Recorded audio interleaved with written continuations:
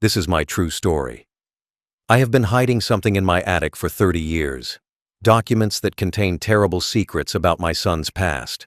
My grandson grew up never knowing the truth about what his father did decades ago.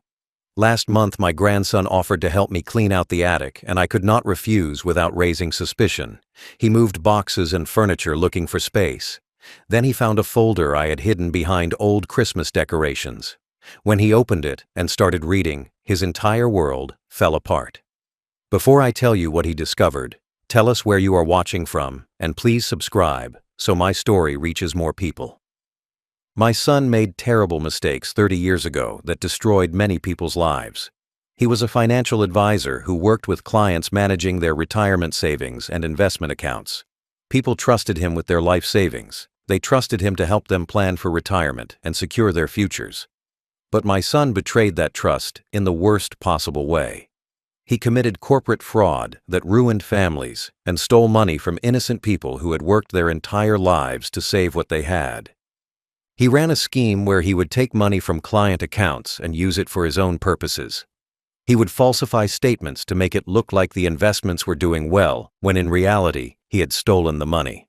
Some clients lost their entire retirement savings. Some lost college funds they had saved for their children. Elderly people who trusted him ended up with nothing after giving him decades of their savings. The damage he caused was enormous and devastating. When the fraud was discovered, my son was arrested. I watched police put handcuffs on him and take him away. The image of my son in handcuffs being led to a police car is burned into my memory forever. I could not believe the boy I raised had done something so terrible. I had tried to teach him good values and honesty and integrity.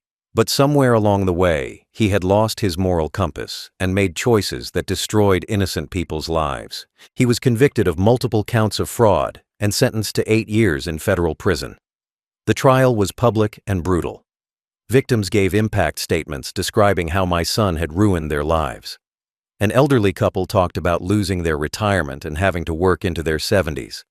A mother cried describing how she could not send her daughter to college because the college fund was gone. Each statement felt like a knife in my heart. This was my son who had caused all this pain. I attended every day of his trial. I sat in the courtroom and listened to the evidence against him. I heard the victims describe their suffering. I watched my son sit at the defense table looking ashamed and broken. When the guilty verdict came, I felt my heart break into pieces I knew would never be reassembled. My son was going to prison. The families he hurt would never fully recover.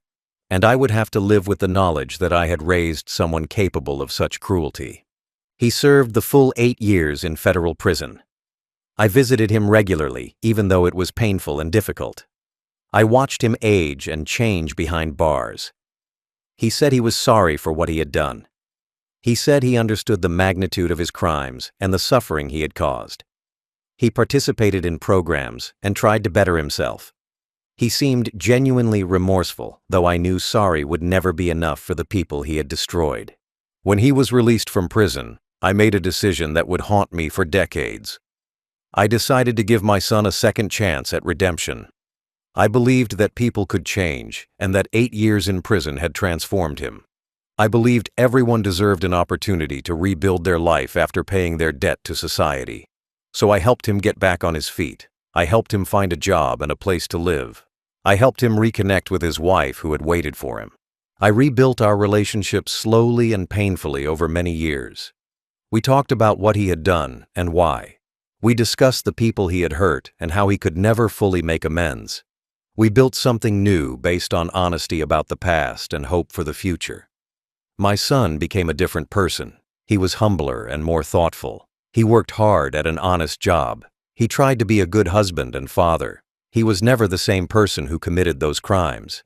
But the secret of what he had done remained hidden from the one person who mattered most. My grandson was only 3 years old when his father went to prison. He did not understand where his father had gone or why. And we decided to keep it that way. We decided to protect him from the truth about his father's crimes. That decision to lie for decades would eventually destroy our entire family. I kept every piece of evidence from my son's criminal case locked away in my attic. I had boxes filled with court transcripts that documented every detail of the trial. I had newspaper articles with headlines about my son's arrest and conviction. I had copies of victim impact statements that described how families had been destroyed by his fraud. I had financial records showing exactly how much money he had stolen and from whom. The documentation was extensive and damning. I never destroyed any of these documents, even though part of me wanted to. I told myself they were part of history and part of truth. What my son did happened, and erasing the evidence would not change that.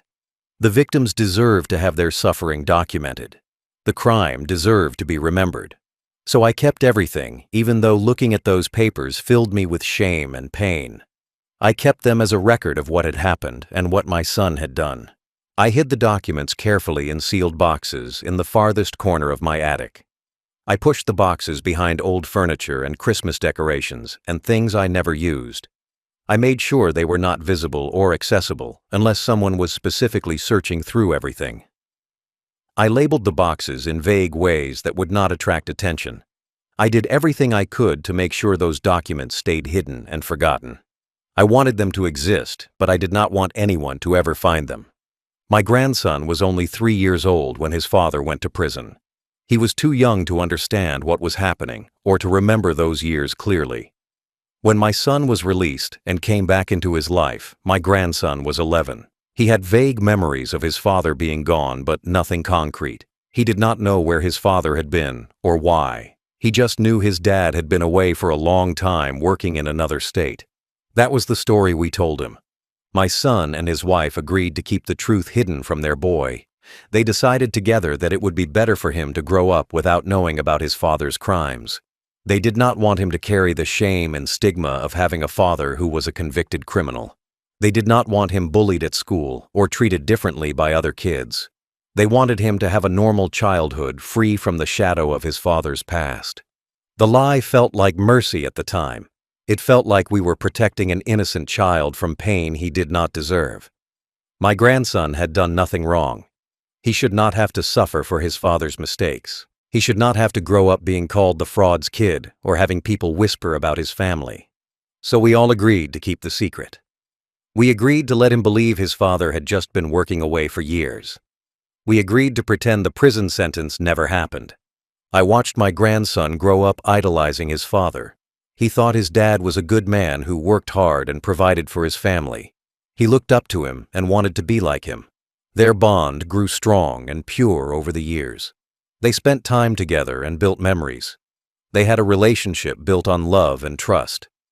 My son was a good father to him. He was patient and kind and involved. He had learned from his mistakes and become a better person. The relationship between my son and my grandson was beautiful to watch. It was built on honesty in the present, even if the past was hidden. My son never lied about who he was in the moment. He was genuine and loving. He taught my grandson good values and treated him well. The only lie was the omission of what had happened 3 decades ago, and that lie seemed small compared to the love they shared. I told myself we had made the right choice. My grandson was happy and well-adjusted. He had a good relationship with his father. He was not burdened by shame or stigma. The secret was working. It was protecting him the way we intended. But secrets like that never stay buried forever. And the longer they stay hidden, the more damage they cause when they finally come out. I should have known that truth would eventually surface. I should have known those documents in my attic were a bomb waiting to explode. My son and his wife made a deliberate choice to tell their son that his father had worked away for years instead of being in prison. They created a story that his dad had taken a job in another state that required him to be gone for long periods. They said he could not visit often because of work commitments and distance. They made excuses for why there were no phone calls or visits for years. The lie was carefully constructed to protect their child from a truth they believed would damage him. I supported their decision even though lying felt wrong. I watched them tell their son these stories, and I never contradicted them. When my grandson asked me where his father was, I repeated the same lies his mother told him. I said his dad was working far away to provide for the family. I said he would come home when he could. I became part of the deception because I believed we were protecting an innocent child from unnecessary pain. The agreement to keep the truth hidden was never written down, but it was understood by everyone. My son's wife knew the truth. I knew the truth. My son obviously knew. But we all agreed never to speak of it in front of my grandson. We never mentioned prison or fraud or criminal charges. We acted like those 8 years had been ordinary time apart instead of incarceration. We rewrote history to create a version that would not hurt a child. I justified the lie by telling myself it was better for my grandson to grow up without the shadow of his father's crimes haunting every moment of his life. Children can be cruel. If his classmates had known his father was a convicted criminal, he would have been bullied and ostracized. He would have been called names and treated differently. Teachers and parents would have looked at him with suspicion or pity. His entire childhood would have been defined by something his father did before he was even old enough to understand. I did not want my grandson to be known as the fraud's kid. I did not want him to walk into rooms and have people whisper about his family. I did not want him to feel ashamed of who his father was. So the lie continued year after year. We maintained the fiction that his father had simply been working away. We pretended nothing unusual had happened. We gave my grandson a normal childhood, free from the stigma of his father's past. I watched my grandson idolize his father as he grew older. He talked about how hard his dad worked to provide for the family. He was proud of his father and wanted to make him proud in return. He sought his father's approval and valued his opinions. The bond between them was genuine and strong. My son had become a good father despite his terrible past. He loved his son and showed it through his actions and his presence. I saw their relationship grow over the years, and it was beautiful. They would go fishing together and play sports and talk about life. My son taught my grandson important lessons about honesty and hard work. The irony was not lost on me that a man who had committed fraud was teaching his son to be honest. But my son had changed. He was not the same person who had stolen from innocent people. Prison had transformed him, and he was genuinely trying to be better. The relationship was built on love instead of shame. That was what we wanted. We wanted my grandson to love his father for who he was in the present, not judge him for what he had done in the past. We wanted them to have a connection that was not poisoned by knowledge of crimes committed decades ago. The lie made that possible. The lie protected their bond and allowed them to build something real and meaningful together. But the lie also meant that their entire relationship was built on a foundation of deception. Every moment they shared was shadowed by a truth my grandson did not know. Every expression of pride my grandson felt for his father was based on incomplete information. He loved a version of his father that left out the most important and terrible part of who his father had been. And when that truth eventually came out, the entire foundation would crumble and everything built on it would collapse. Last month, my grandson, who is now 23 years old, came to visit me at my house. He had always been good about visiting his grandfather regularly. We had a close relationship, and I enjoyed spending time with him. He was a good young man working his first job after college and building his adult life. He reminded me so much of his father before everything went wrong. He had the same smile and the same mannerisms. Seeing him always made me happy and sad at the same time. During this visit, he offered to help me clean out my attic. He said I was getting older and should not be climbing up there alone. He said the attic was full of junk that probably needed to be sorted and thrown away. He suggested we could make space for better storage and organization. He was being helpful and thoughtful. He had no idea what he was offering to do. He had no idea what was hidden up there, waiting to be discovered. My heart seized with panic the moment he made the offer. I felt my chest tighten and my breath catch. The documents were up there, hidden behind boxes and furniture. If he started moving things around, he might find them. If he found them, everything would be exposed. 30 years of carefully maintained lies would come crashing down. But I could not refuse his offer without raising suspicion. If I suddenly said no and acted strange, he would wonder why. He would ask questions. He might go up there out of curiosity. I agreed to let him help me, even though every instinct screamed at me to say no. I followed him up the narrow stairs to the attic, trying to think of ways to steer him away from the corner where the documents were hidden. The attic was hot and dusty and filled with decades of accumulated items. There were boxes of old clothes and holiday decorations, and furniture we no longer used. There was so much stuff that it seemed impossible he would find the specific boxes I had hidden so carefully. We started sorting through things near the entrance. I tried to keep him busy with boxes that were safe. We went through old photo albums and Christmas ornaments and books. I was hoping we would get tired and quit before he made it to the back corner. But my grandson was energetic and thorough. He wanted to do a good job. He kept saying we should organize everything properly, and that meant going through every section of the attic. He moved deeper into the attic, shifting furniture and pulling out boxes that had not been touched in years. I watched helplessly as he worked his way toward the corner where I had hidden the documents. My hands were shaking, and I felt sick to my stomach. I wanted to stop him, but I could not think of any reason that would not sound suspicious. I just stood there, frozen, watching disaster approach. Then he moved an old dresser that I had positioned specifically to block access to that corner. Behind the dresser were several boxes I had sealed and labeled vaguely. He pulled one out and read the label. It said, "Legal Documents 1994. He looked at me and asked what was in the box. I said I did not remember and that we should just leave it. But he was already opening it. He said we needed to see what was inside before deciding whether to keep or throw away. My grandson opened the box and pulled out a folder from the top. The folder was marked with my son's name and the words "fraud case."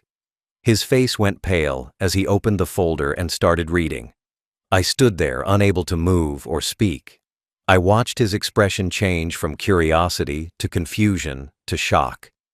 He pulled out newspaper clippings with headlines about his father's arrest. He pulled out court documents detailing the charges. He pulled out photographs of his father in handcuffs being led into court. His hands started trembling as he read. He looked up at me with wide eyes full of questions and betrayal. He said, "Grandpa, what is this?" His voice was shaking. I tried to speak, but no words came out.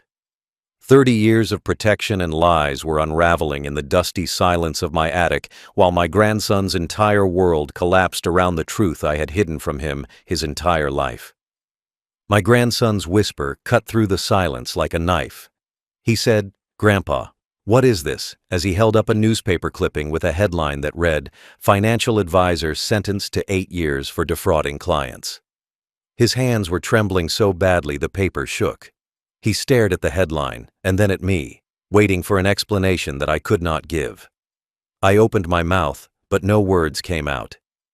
How do you explain 30 years of lies in a single moment? How do you tell someone their entire understanding of their father is based on deception? He started pulling out more documents from the box. Each one revealed another piece of the truth we had hidden from him. There were photographs of his father in handcuffs standing outside a courthouse. His father looked younger in the photos, but it was unmistakably him.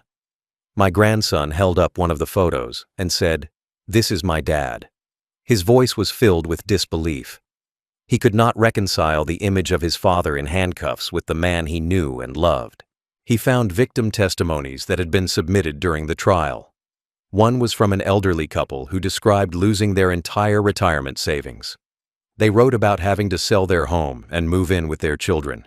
They wrote about feeling betrayed and humiliated. They wrote about no longer being able to trust anyone. My grandson read their words with his face getting paler. He said these people lost everything because of what my dad did. It was not a question. It was a statement of horrible realization. Another testimony was from a mother who had been saving for her daughter's college education.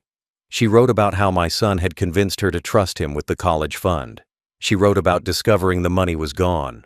She wrote about having to tell her daughter she could not go to her dream school. She wrote about her daughter's tears and disappointment. My grandson read this and said he stole a girl's college fund. His voice cracked with emotion. There were financial records showing exactly how much money my son had stolen and from how many people. The numbers were staggering. Hundreds of thousands of dollars taken from dozens of clients over several years.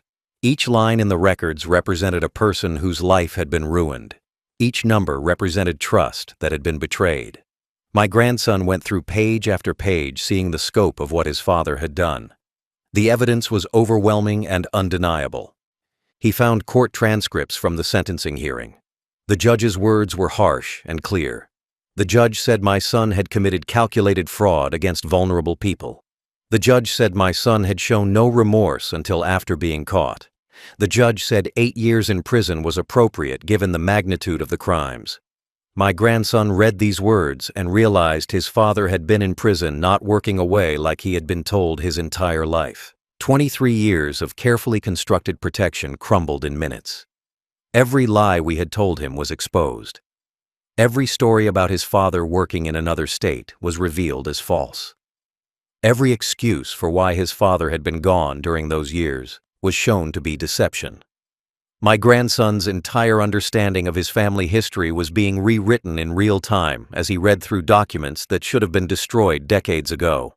He looked up at me with tears forming in his eyes. He said, "You all lied to me." It was not a question, it was an accusation. He said, "You let me believe my dad was a good man who worked hard for his family." He said, "You let me be proud of him." He said, "You let me idolize him." His voice was rising with each statement. He said, "And the whole time he was a criminal who stole from innocent people." He said, "The whole time you knew, and you never told me." I tried to explain. I said we wanted to protect you. I said we did not want you to grow up with shame. I said your father served his time and changed his life.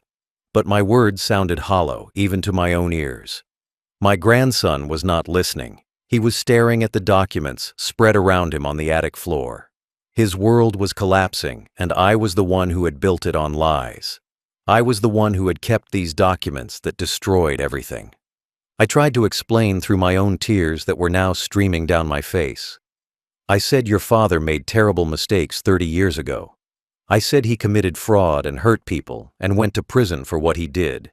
I said he served 8 years and paid his debt to society. I said when he came out he was a different person. I said he became better and learned from his mistakes. I said he worked hard to rebuild his life and be a good father to you. I said we wanted to protect you from pain you did not deserve to carry. My grandson was not listening to my explanations. His face had transformed through several emotions in quick succession.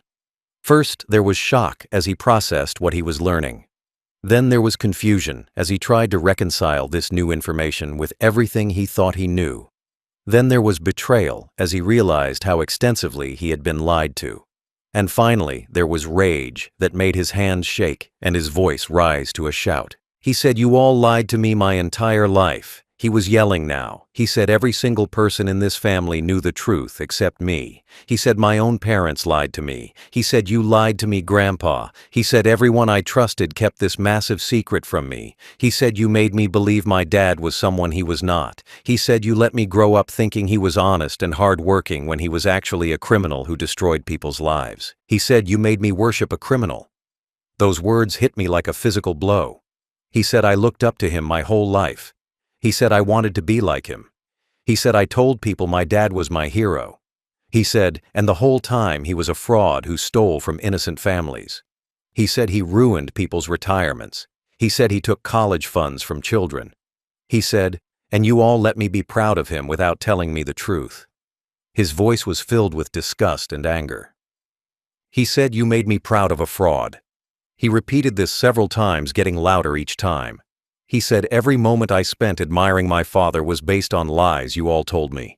He said every time I said I was proud of him, you could have told me the truth, but you chose to keep lying. He said you chose to let me live in ignorance while you all knew he was a convicted criminal. He said that was cruel and manipulative and wrong. I kept trying to explain our reasoning. I said we thought we were protecting you. I said we did not want you to suffer for your father's mistakes. I said children can be cruel, and you would have been bullied if people knew. I said we wanted you to have a normal childhood. I said your father changed and became a good man. I said he deserved a relationship with you. I said we thought keeping the secret was the right choice. But every word I spoke sounded like an excuse. My grandson was right, and I knew it. Every word he said was a knife twisting in my chest because he was absolutely right. We had lied to him his entire life. We had kept a massive secret that affected how he understood his own family. We had let him build a relationship with his father based on incomplete and false information. We had taken away his right to know the truth about his own parent. We had made that choice for him without his consent or input. He said I had a right to know. He said you took that right away from me. He said you decided I could not handle the truth, so you just lied instead. He said that was not protection, that was control. He said you controlled my entire understanding of who my father was. He said you manipulated me into loving him without knowing what he really did. He said, and now I do not know what is real and what is a lie. He said I do not know if anything I believed about my family is true. I had no defense. Everything he said was correct. We had lied and manipulated and controlled information. We had done it with good intentions, but that did not make it right. I stood there in my attic watching my grandson's pain and knowing I was responsible for it. Knowing I had caused this by keeping those documents instead of destroying them. Knowing I had destroyed his world by trying to protect it. My grandson grabbed several boxes of evidence and carried them down from the attic. I followed him helplessly, trying to talk to him, but he was not listening. He loaded the boxes into the trunk of his car while I stood in the driveway begging him to wait and let me explain more. He said there was nothing left to explain. He said the documents told him everything he needed to know. He said his father was a criminal and everyone had lied to him about it. Then he got in his car and drove away, leaving me standing there knowing what was about to happen. He drove straight to his father's house with the boxes of evidence. I called my son immediately to warn him, but it was too late. My grandson was already pulling into the driveway. I told my son what had happened, and I heard the panic in his voice. He said, "Oh God, no." He said, "Please tell me this is not happening." But it was happening, and there was nothing anyone could do to stop it. The truth was out, and my grandson was about to confront his father with 3 decades of lies. My grandson carried the boxes up to his father's front door and knocked hard. When my son opened the door, my grandson pushed past him into the house. He dumped the contents of the boxes onto the living room floor. Newspaper clippings and court documents and photographs scattered everywhere. My son's wife came into the room and froze when she saw what was happening. My grandson stood there surrounded by evidence of his father's crimes and started yelling. He called his father a fraud. He said, "You are a criminal who destroyed innocent people's lives." He said, "You stole retirement savings from elderly people." He said, "You took college funds from children." He said, "You ruined families, and then you lied to me about it for my entire life." His voice was filled with rage and betrayal. He said, "I trusted you and you were lying to me every single day." He said every moment we spent together was built on deception. He called his father a liar. He said, "You let me think you were a good man." He said, "You let me be proud of you." He said, "You taught me about honesty while hiding the fact that you committed fraud." He said, "You are a hypocrite and a criminal." He said, "Everything I believed about you was a lie." He said our entire relationship was fake because it was based on information you deliberately kept from me. His words were cutting and brutal. He said, "You built our relationship on deception." He said every fishing trip and every conversation and every piece of advice was tainted by this massive lie you were keeping. He said, "I do not know who you really are." He said the person I thought was my father does not exist. He said you are just a criminal who served time and then pretended it never happened. He said you let me love a version of you that was not real. The pain in his voice was unbearable to hear later when my son told me what happened. My son tried to explain and apologize. He said he was sorry for lying. He said he had wanted to protect his son from shame and stigma. He said he had changed and become a better person. He said he loved his son, and everything between them had been real despite the hidden past. He said the relationship they built was genuine, even if it was based on incomplete information. He tried to bridge the chasm that had suddenly opened between them, but his words fell on deaf ears. My grandson said it was too late for apologies. He said 30 years of lies could not be fixed with sorry. He said trust once broken could not be repaired. He said he could not look at his father without seeing a criminal who had destroyed people's lives and then lied about it. He said their relationship was over. He said he never wanted to see his father again. He said he never wanted to hear his voice or receive his calls or read his messages. He said as far as he was concerned, his father was dead. The damage was complete and irreversible and total. My grandson gathered up some of the documents and left his father standing in the living room, surrounded by evidence of his past crimes. My son called me later that night crying. He said his son hated him and would not listen. He said their relationship was destroyed. He said everything we had tried to protect had been lost anyway. My grandson has not spoken to his father in 3 months since that confrontation. He blocked his father's phone number so calls go straight to voicemail. He changed his email settings so messages from his father go to spam. He returns letters unopened with return to sender written across the envelope. He refuses all contact completely and absolutely. The boy who once called his dad his hero now cannot stand to hear his name mentioned. The bond that took years to build was destroyed in a single afternoon. My son calls me almost every day crying and asking how this happened. He asks why I did not destroy those documents decades ago. He asks why I kept evidence that could destroy his most important relationship. He asks what I was thinking hiding boxes in the attic where they could be found. His voice is filled with pain and anger. He blames me for everything that has happened. He says if I had just gotten rid of the evidence, none of this would have happened. He says his son would still love him if I had protected the secret better. I try to explain to my son that I kept the documents because I wanted to preserve the truth. I tell him what he did was real and happened and should not be erased from history. I tell him the victims deserve to have their suffering documented. I tell him I never intended for anyone to find the boxes. But even to my own ears, my explanations sound hollow and weak. The truth is, I do not have a good reason for keeping those documents. I should have destroyed them years ago when the secret was still safe.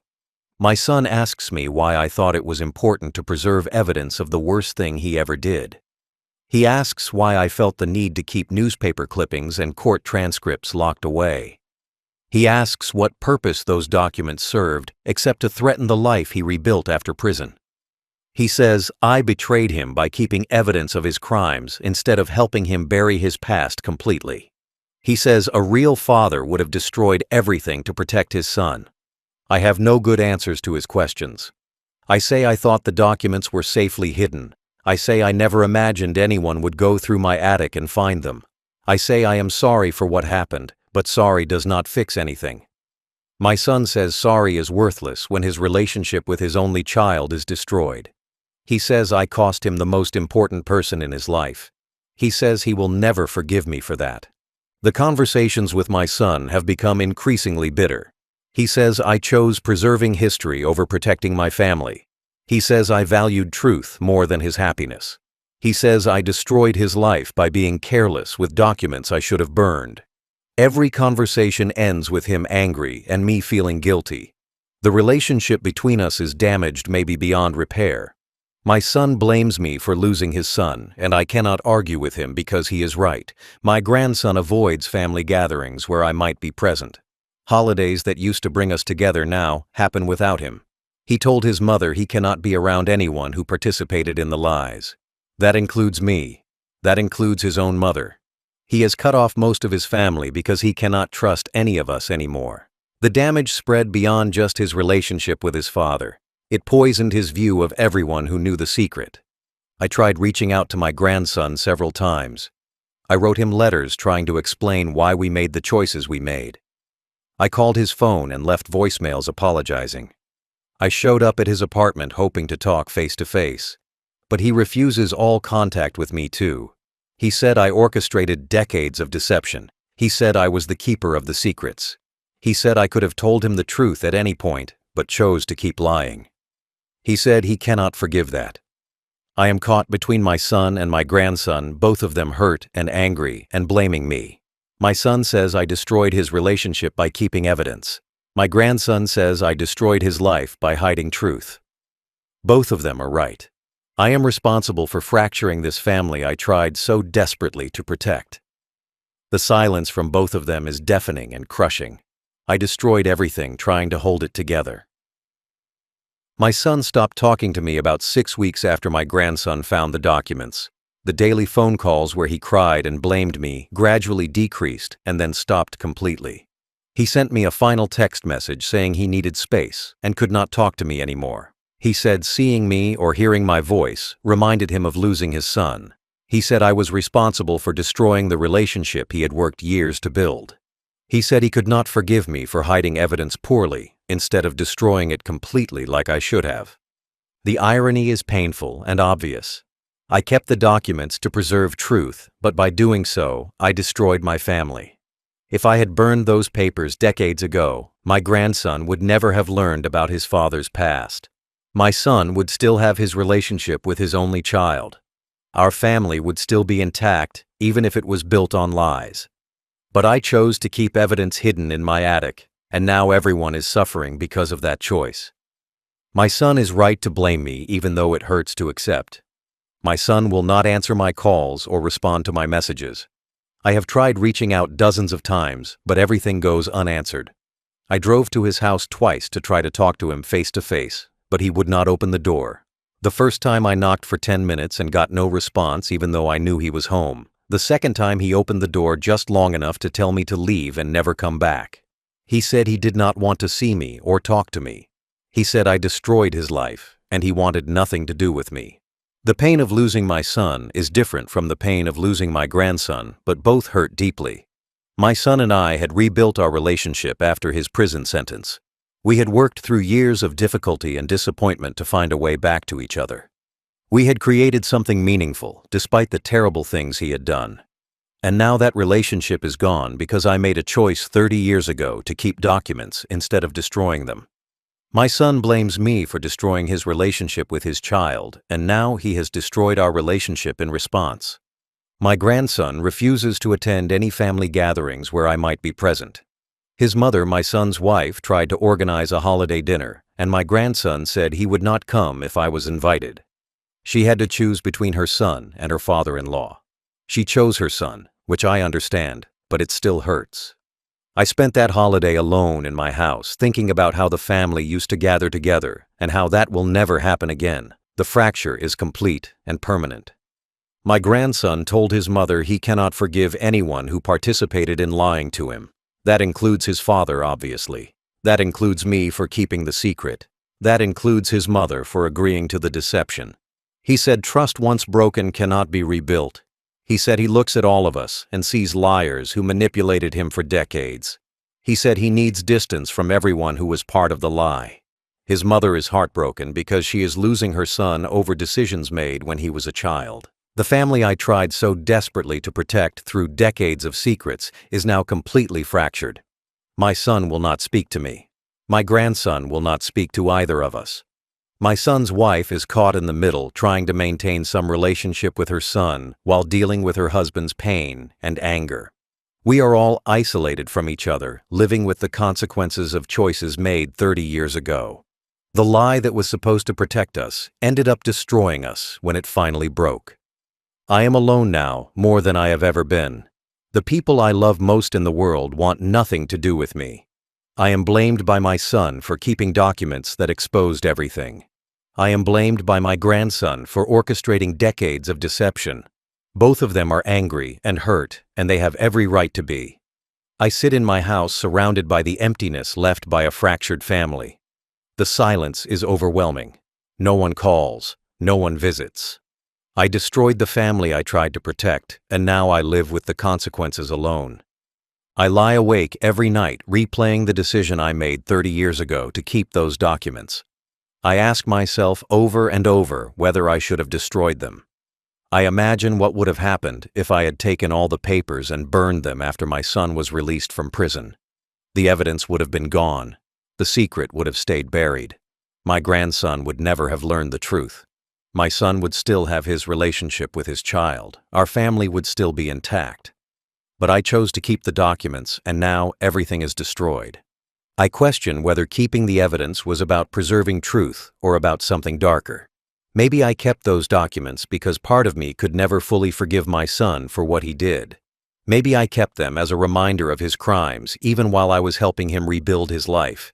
Maybe I kept them because I wanted the option to expose him if he ever disappointed me again. These thoughts torment me because I do not want to believe I am that kind of person. But maybe I am. Maybe my reasons for keeping the documents were not as noble as I told myself. I replay the moment in the attic when my grandson found the folder. I think about whether I could have stopped him somehow. Could I have grabbed the box before he opened it? Could I have distracted him or created an emergency that pulled him away? Could I have told him we were done cleaning and needed to leave? But all of these scenarios feel like fantasy.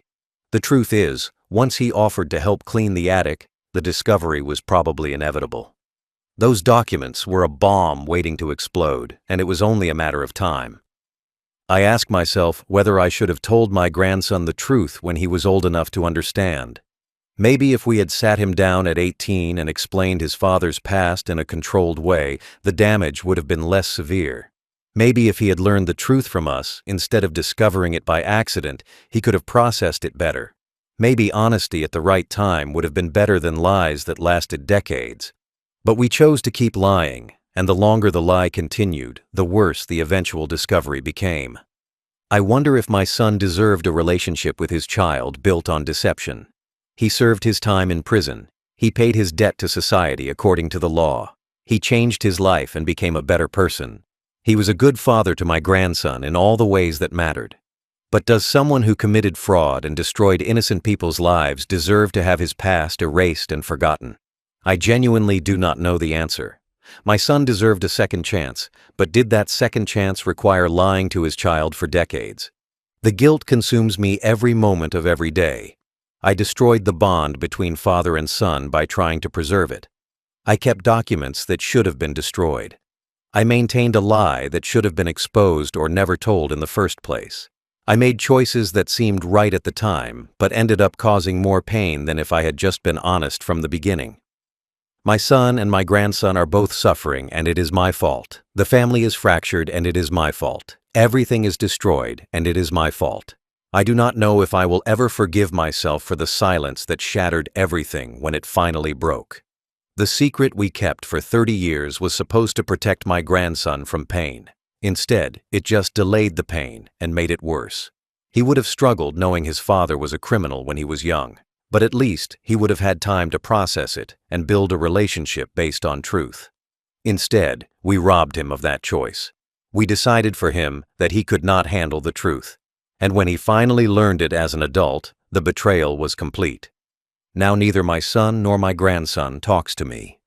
I sit alone with my guilt, wondering if there was ever a right answer. Should I have destroyed the documents? Should I have told the truth? Should I have refused to participate in the lie? I destroyed their relationship trying to save it. I fractured the family trying to protect it. The silence that was supposed to shield us ended up destroying us all.